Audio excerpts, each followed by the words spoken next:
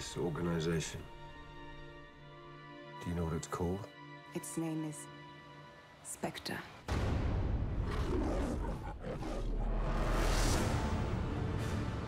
Look around you, James. Everything you believed in, a ruin.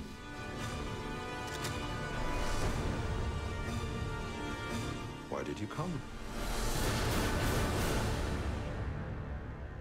I came here to kill you.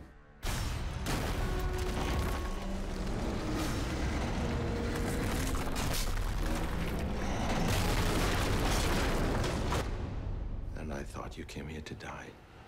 Well, it's all a matter of perspective.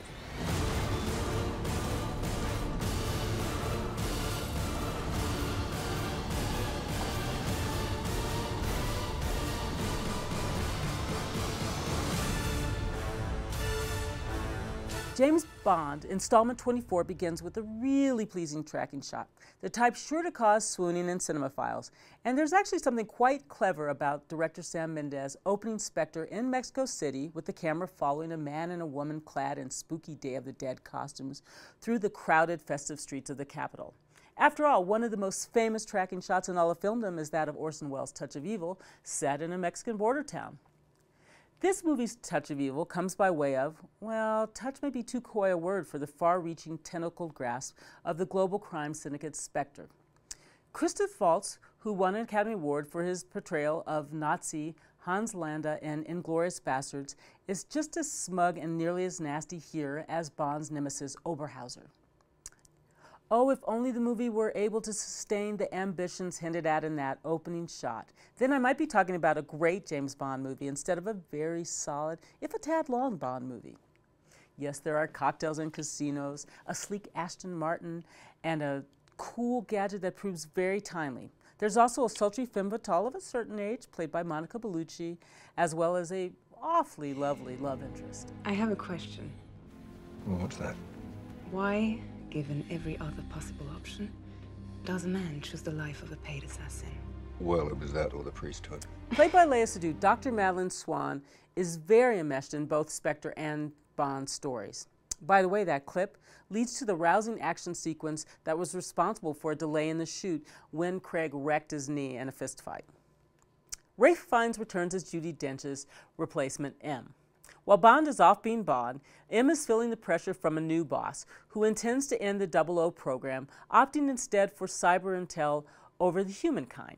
Though how human James is actually is a central theme carried over from Skyfall. And in light of the new information I've given him, he's decided to close down the 00 program with immediate effect. You don't know what you're doing. It's not personal. It's the future. And you're not. You're a cocky little bastard, aren't you? I'll take that as a compliment. I wouldn't. This isn't over yet.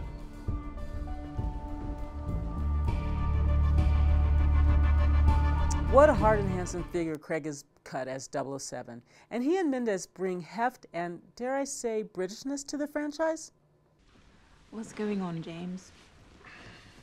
There's not one person at MI6 who isn't talking about it. Talking about what, exactly? That what you did in Mexico was one step too far. That you're finished. What do you think? I think you're just getting started. Word is that with Spectre, Craig has concluded his service to Her Majesty. Still, it seems ungrateful to begin discussing who will be the next 007 before he's left the building.